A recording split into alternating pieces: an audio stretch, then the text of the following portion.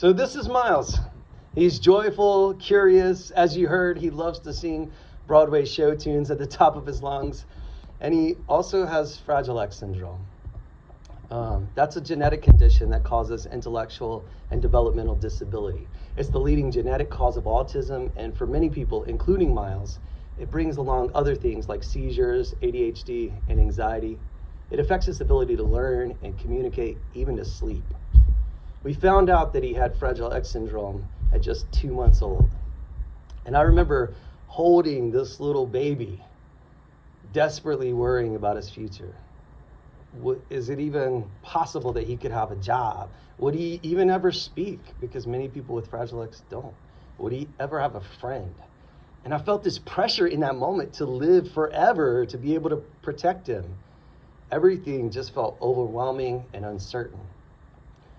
But over time, I began to be comforted by the realization that decades before Miles was born, people were fighting for him. Researchers and scientists and families had dedicated their lives to understanding Fragile X and searching for treatments and exploring potential cures.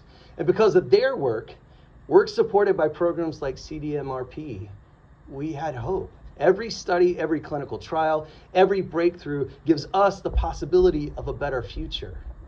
And Miles has done his part too. Since he was a baby, he's been participating in research and clinical trials, helping scientists to better understand Fragile X syndrome. When he was just a kindergartner, we made monthly trips to Chicago from our home in North Carolina, flying to Rush University's Fragile X clinic for full days of neurological exams and cognitive assessments and blood draws and behavioral studies. And after that long day, we'd hop back on a plane and fly home. It wasn't easy. Can you just imagine asking a 5-year-old to sit through hours of evaluations and needles and unfamiliar faces? But we did it because we knew his participation mattered, that every scan and every data point, every small contribution mattered. For families like ours, medical tests and treatments don't ever really seem to stop. Sometimes when other families are planning vacations, we're scheduling medical assessments. Last Easter, when all the kids were out on spring break, we used the time off of school so that Miles could spend 4 days hooked up to a video EEG, monitored around the clock, test to better understand how his brain works. We do our part because even as the cure remains out of reach, we are reminded every day that Miles' life already matters. And nowhere is that clearer than in the Special Olympics community. Miles didn't start swimming Special Olympics to compete. He started because we wanted him to be safe in the water. And so for months, 1 hour a week, he would try to learn to swim with the Special Olympics team. And then one day his Special Olympics coach said, the summer games are coming up. And I said, he can't swim. But his coach said, that's okay. He just needs to do what he's been doing. He could compete. And so we went. We walked into a packed aquatic center. Nearly 1,000 spectators filling the stands. Miles' name lit up on a jumbotron that was larger than life. And I stood there thinking, we are definitely not supposed to be here. But Miles, he didn't hesitate. He jumped in, he did his thing, and hours later stood on the podium with 2 gold medals around his neck. And I tell you the story not because of an athletic event, because this is about a little bit of the world that's designed to create space for my son. A community that wanted him there even when I wasn't sure that we belonged. And this is what Special Olympics does and what the disability community does. It builds belonging. It says the lives like his matter. And every bit of research that you do for people like my son is for lives that already matter to their families, to their communities, to the teammates who cheer them on. The pursuit of a cure is worth it, not because it will create value in these lives, but because their lives already have value. And as amazing as Special Olympics is, it's not just the disability community that's made a place for Miles. After that summer, I wanted him to keep swimming. So I got him a membership at the university's aquatic center. And it's not a kid-friendly place. It's mostly serious swimmers focused on their workouts. But Miles and I would go every night. And we'd quietly swim, mostly unnoticed by the serious swimmers, just doing our little thing in the lane, learning to swim. It was kind of peaceful and perfect for him. Until one evening we came into a completely different scene. The pool was packed. Nearly every lane was full with multiple swimmers. The bleachers were crowded, whistles were blowing. It turns out it was the high school varsity swim team's practice. And so we still got in the lane, but there was no doubt we did not belong there. And I was particularly mortified when their coach walked by and Miles looked up at her and shouted, "Hey, baby."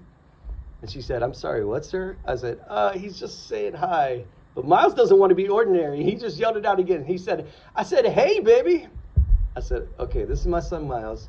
He's training for Special Olympics." And then she smiled and said, "My first coaching experience was with Special Olympics athletes." And Miles grinned and said, "I have 2 gold medals." And she high-fived him, and she said to my son, "I am glad you're in the pool with us tonight." And at the end of practice, we were headed to the locker room, and our chests were bursting with joy. And a group of high school swimmers ran up to us and said, "Are you Miles?" He was taken aback. He said, "Yeah." "Our coach told us you got 2 gold medals, and we're training hard because we want to win like you. You sound awesome." And Miles was like, "I know, right?"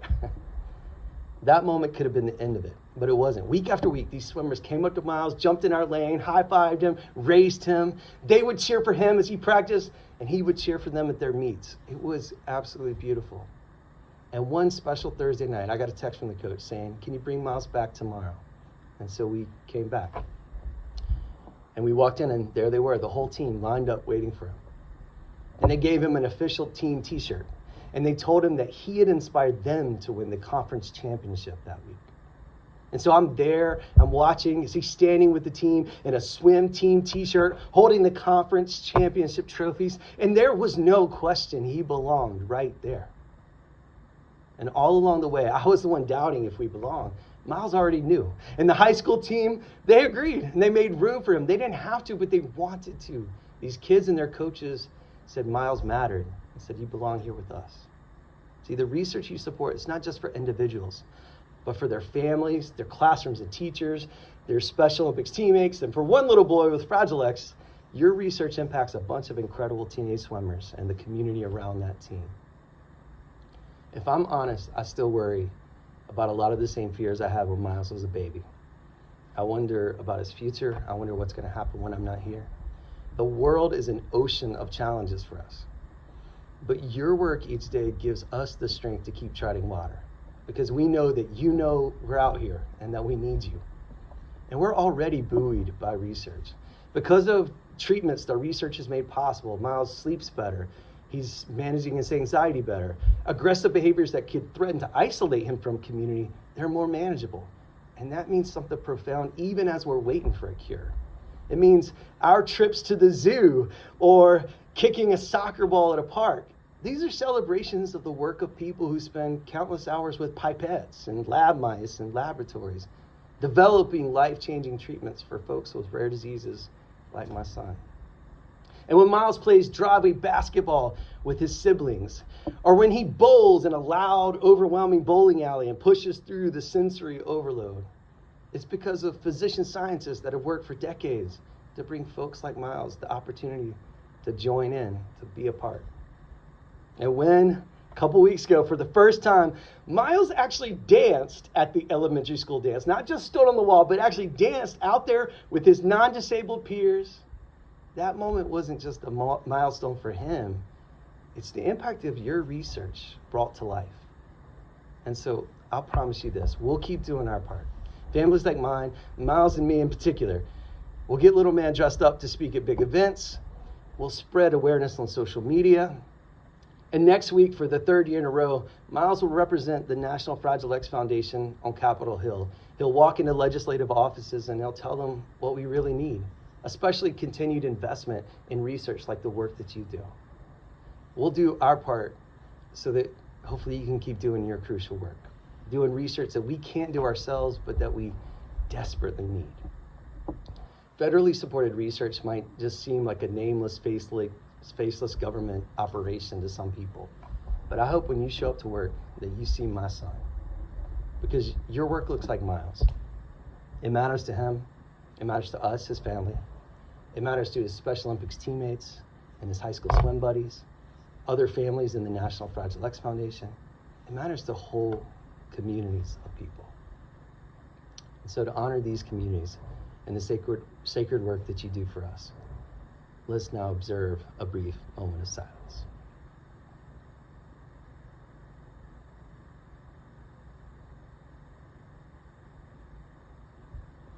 thank you deeply for the work that you do, and thank you for letting me share a little bit of my story with you today.